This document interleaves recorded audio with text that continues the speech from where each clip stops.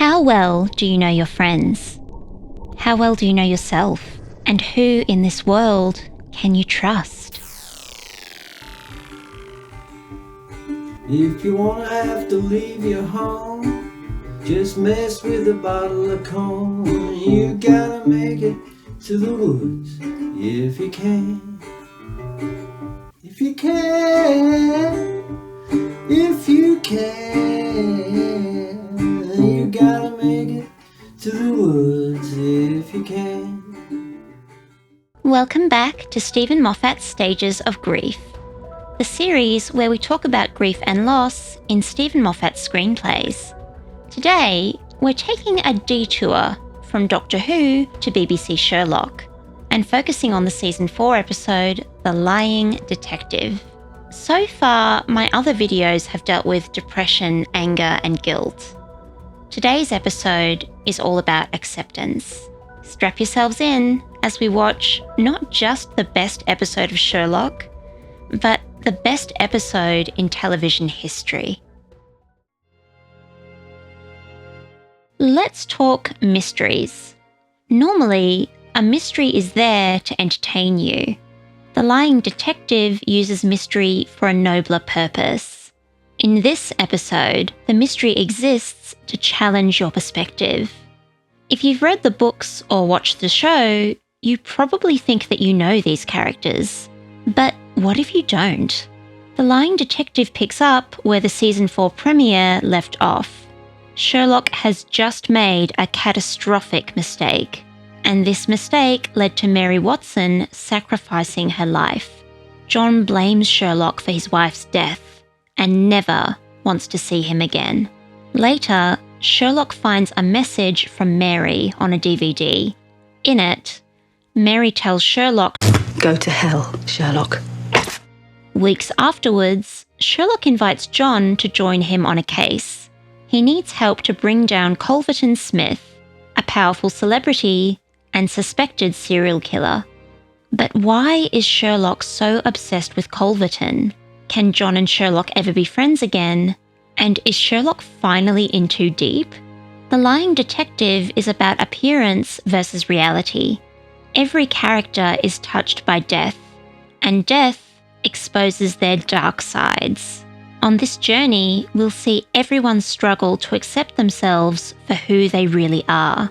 That having been said, why not start with the darkest character on this entire show?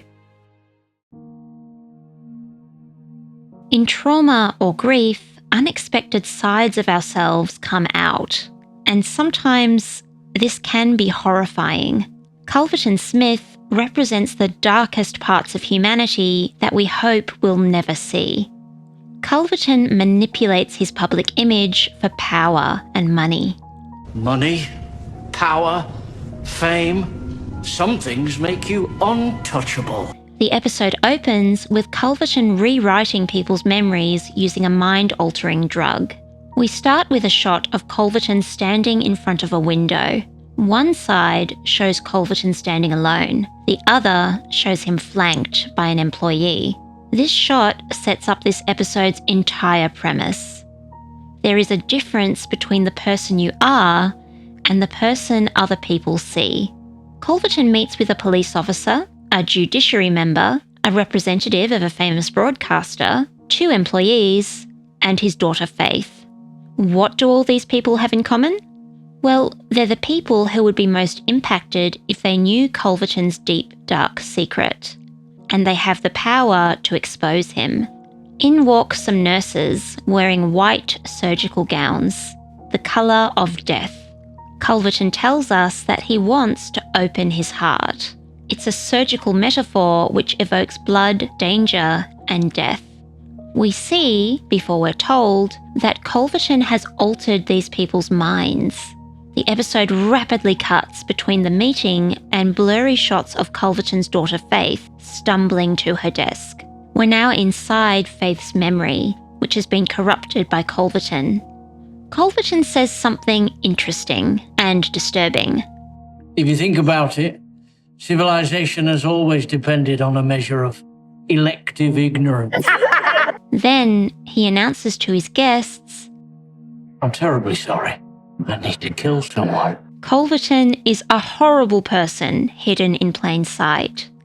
Of course, everyone wants to erase their bad deeds. Culverton takes this to extremes. He edits other people's perspectives of him, and this includes his own. Though he's done dark things, Culverton still doesn't see himself as a dark person. According to Culverton, he kills people to make art. Killing human beings. It just makes me incredibly happy. When confronted with his awful actions, Culverton rationalizes them, and sometimes he celebrates them. We see Culverton play with his image throughout The Lying Detective. He puppets a dead person, symbolic of how he puppets the people around him. He jokes that he's a serial killer in an advertisement for cereal. On game shows, he presses a red button and says the word kill. These little clips are inserted randomly between other scenes. Come on. I'm Culverton Smith, and this election year I'll be voting. For God's sake, I was talking to the Prime Minister. They invite you to compare Culverton with yourself and the other characters. Like Culverton, we all hide our inner darkness. Others never really know just how bad we're capable of being. Are we then just as manipulative as Culverton Smith? As he himself says, Culverton is full of contradictions. You mean, am I a serial killer? Or am I just trying to mess with your funny little head? Now let's visit another bundle of contradictions. The lying detective himself. Sherlock Holmes has always been a paradoxical character. He's intelligent, but seriously antisocial. So we can read her emails, so what? Anderson, don't talk out loud. You lower the IQ of the whole street. He solves crimes and helps people, but we're unsure if he does this for the good of humanity or just for his own amusement. You're on the side of the angels. Oh, I may be on the side of the angels, but don't think for 1 second that I am one of them. This leaves you wondering, can Sherlock Holmes be trusted? When we catch up with Sherlock in this episode, he seems genuinely grief-stricken. Sherlock's lounge room is cluttered and darkly lit. His kitchen has become a drug lab. Meanwhile, the camera draws our attention to skulls in the background. Outside, rain pours down like tears. Mary's death is at the front of our mind, like it supposedly is for Sherlock. Instead of the usual suit and tie, Sherlock looks dishevelled, wearing facial hair, a dressing gown and pyjamas. It's in this state that Sherlock meets Faith Smith. She wants him to expose her father's crimes. Sherlock starts off very rude. However, he soon reveals a heart of gold. As Faith walks out, Sherlock shouts after her, Your life is not your own. Keep your hands off it. Do you hear me? Sherlock may not have solved the case, but he has deduced that Faith is suicidal. Sherlock's already lost one person, and he won't lose another. Sherlock buys Faith chips, and they share some surprisingly wholesome banter. He throws Faith's gun in the river and muses about suicide. Taking your own life. Interesting expression. Taking it from who? Well, once it's over, it's not you who'll miss it. Your own death is something that happens to everybody else. This is a beautiful glimpse into Sherlock's thought processes. Even when he's very unwell, Sherlock still cares deeply about other people. Not what I expected, you nicer. The rising sun and distant bird calls frame Sherlock in a more hopeful light. Yet, the episode still sows doubt about Sherlock's motivation. We don't know why Sherlock is so obsessed with this case. John wonders if Sherlock is faking grief to be manipulative. Because you're a liar. You lie all the time. It's like your mission. I have been many things, John, but when have I ever been a malingerer? You pretended to be dead for 2 years. Apart from that. Things go very badly wrong when Sherlock attacks Culverton. The scene is frenetically paced. We cut from Sherlock, John and Culverton in the hospital to John in the future being interviewed by police. John describes how Sherlock attacked Culverton with a scalpel. And then we see it happen on screen. The cuts become quicker, mirroring Sherlock's racing mind. The scene ends with John punching Sherlock. After everything, John still blames Sherlock for Mary's death. We've been told from season 1 that Sherlock is dangerous. John reminds Lestrade that until now, everyone's been in denial about Sherlock's behaviour. When he shot bad guy Charles Magnuson, no one worried. Now that Sherlock has assaulted a seemingly innocent man, his actions are seen in a deadly new light.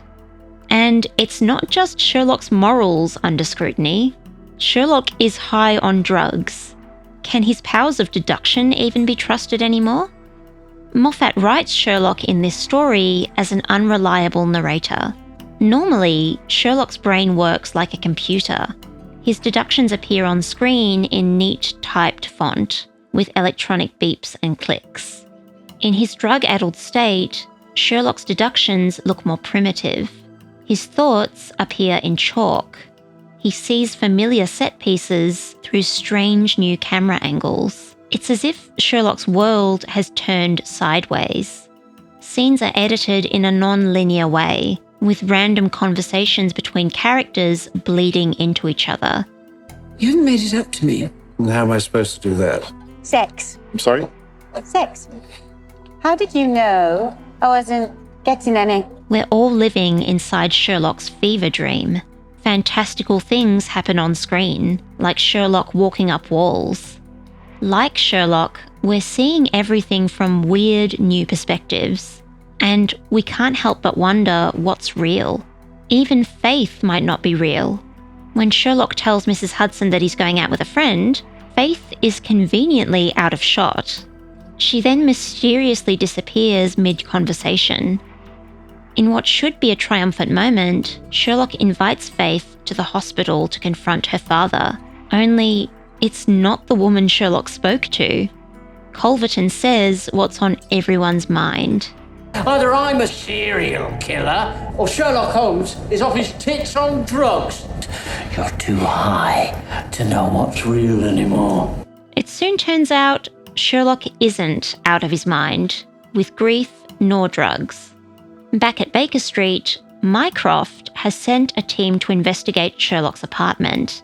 Mrs. Hudson says he's barking up the wrong tree. Mycroft thinks of Sherlock as an intellectual. It's not about thinking, not Sherlock. He's more emotional, isn't he? What does he do with anything he can't answer, John, every time? He stabs it. The team finds a DVD on Sherlock's mantle. It's a secret message from Mary Watson. Watching the DVD with John, we learn what Mary's message really meant. She wasn't cursing Sherlock. She was asking him to save her husband. John never accepts help from anyone, but he always helps others. Mary wants Sherlock to put himself in danger and let John save him. Suddenly, everything makes sense. Sherlock isn't desperate to prove himself. He's desperate to save his friend. The question is, will John live up to Mary's words? Can he save Sherlock in time? The Lying Detective is full of shifting constants. The benevolent celebrity is secretly a serial killer. The world's best private detective can't be trusted. But surely we can count on John Watson, right? In every Sherlock episode, John is the moral compass, the heart to Sherlock's head. Series 4 introduces us to a more fallible John Watson. In this episode, John must grapple with his inner darkness. The Lying Detective shows us John battling with complicated grief. He's hurt, not just because Mary died, but because she died believing John was a good man. In fact, before Mary's death, John cheated on her. The episode starts with a gunshot. A clever edit shows the gun fading and John lying underneath it. Right now, John is being crushed by grief. His therapist's office is full of deathly imagery. The blood splatter rug, the white flowers, the darkly lit room, characters dressed in white or dreary dark colours. John's grief is making him, for the first time, unreliable. We're shown a montage of John drinking instead of looking after his baby daughter. John is so consumed with guilt that he can't let Mary go. She lives on in his imagination. While speaking to his therapist, John imagines Mary standing against the wall. The therapist asks John what he's looking at, and John says nothing. Then his therapist says, There is a difference between looking away and looking too. This one line speaks volumes. John is in so much pain that he's redirecting. He's focusing on anything except his guilt. He's imagining conversations with Mary in his head. He's blaming Sherlock, even though Mary's death wasn't Sherlock's fault. Sherlock makes an interesting jab at John. But if you ever manage two opinions, you fall over. It sounds mean, but it's kind of true. John thinks in black and white. He has a very strict moral code. Alone is what I have. Alone protects me. No. Friends protect people. In seasons 1 and 2, John followed this code to the letter. In season 3, John's world turned upside down when he accidentally married an assassin. John's a doctor who saves lives. Somehow he fell in love with someone whose job is to end them. Now, John's broken the code completely. He cheated on Mary, abandoned Sherlock, and couldn't even save his wife. John is so uncomfortable with himself, he's been split in two. Throughout the episode, Mary represents John's subconscious. Sometimes her voice is soothing and wise. Other times, it's self-loathing. She tells John off for his treatment of Sherlock. She berates him to do better. John has impossibly high standards for himself. In this story, he just can't meet them. The paradox of being a good man who does bad things is too much for John. So he's created this alter ego to cope. Music tells us a lot about John's emotional state. Many tracks in this episode actually come from John and Mary's wedding theme, A Waltz for John and Mary.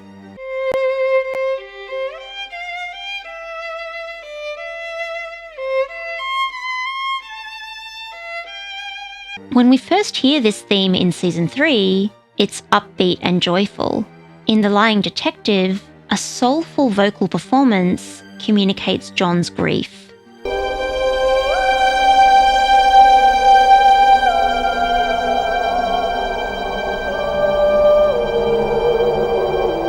When John beats up Sherlock, the same notes are played in a different order, with piercing strings.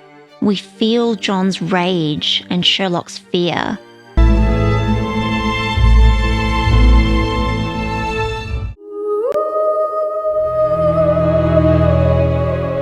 Like the camera work, the music shows us different sides of the same person. It's hinted that John can't live with his guilt. When the game is afoot, John temporarily forgets about Mary. Do you still miss me? And the look on John's face is pure shame. John always thought of himself as good. The truth is, he's just as bad as Sherlock. John's addicted to this dangerous lifestyle which killed his wife. Instead of mourning her, he's now seeking another high. When John first met Sherlock, he had a psychosomatic injury and used a walking cane. After befriending Sherlock, John didn't need the cane anymore. In the hospital, he brings the cane back to Sherlock. There's a dark subtext here. Earlier, we saw Faith, who also carries a cane, and she was suicidal. In one scene, Sherlock's thoughts jump, and we cut from Faith's cane to John's cane and back to Faith, walking outside to shoot herself. The implication is John is also suicidal. Without Sherlock to save him, he can't go on. Can John overcome his demons to save his best friend? The climax of The Lying Detective sets some of our fears at rest. Sherlock cleverly tricks Culverton into confessing his crimes. And just when things look hopeless, John barges in and saves Sherlock. However, things are still really tense, especially between John and Sherlock. As they discuss the case back at Baker Street, the conversation is stilted. There's an awkward silence. No background music plays, only the odd aside from Mary. We're pulled into the intimacy of this moment. Like the characters, the show is being metaphorically stripped naked. Without flashy cinematography, we can just enjoy three powerhouse actors owning this scene. It looks like John and Sherlock's friendship won't survive. Until Sherlock gets a text from Irene Adler. Irene Adler is more than just a sexy dominatrix. She represents a turning point for Sherlock's character, the point when he chose heart over head. Benedict Cumberbatch's Sherlock is not the cold, logical robot that pop culture remembers. He's vulnerable, and he can fall in love. John criticises Sherlock for not pursuing a connection with Irene. What starts as a lecture turns into a confession. She taught me to be the man she already thought I was. Maybe you were doing yourself a disservice. I cheated on her. No clever comeback? I cheated on you, Mary. He's not the perfect man Mary and Sherlock thought he was. As John speaks, we cut between close-ups of John and Mary. You'll notice the actors are positioned not in the centre of the shot, but off to the sides. It's like you're seeing them through the corner of your eye. Exactly where you don't want to look, where you never want to look, the corner of your eye. By doing so, you're seeing a new side to John. A song plays called Who I Want to Be, and yep, you guessed it. It's another reinvention of John and Mary's theme. We hear the same mournful vocals from before, but this time warm, hopeful strings complement the melody.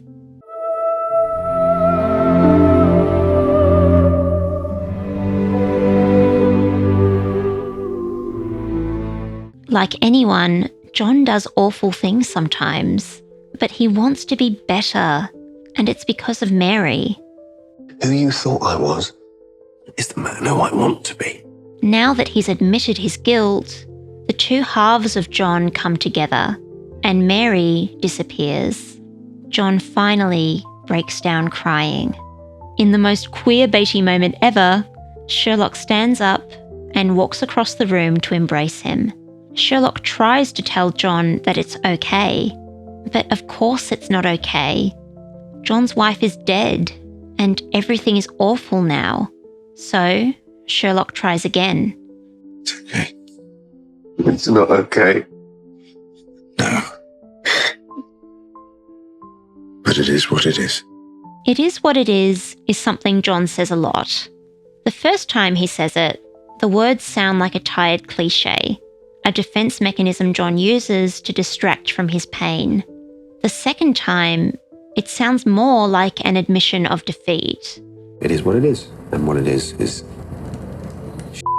When Sherlock repeats John's words back to him, they take on a new meaning. The phrase is both heartbreaking and uplifting. Because yes, everything is awful. Sherlock and John have learnt some terrible things about each other. Mary, the light in their lives, is dead.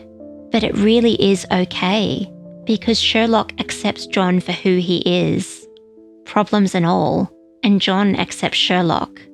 Throughout our lives, and especially in moments of grief, we do bad things. Sometimes we may wonder if we've lost our humanity. But mistakes make us human. By letting someone see our whole imperfect self, we can receive acceptance and love.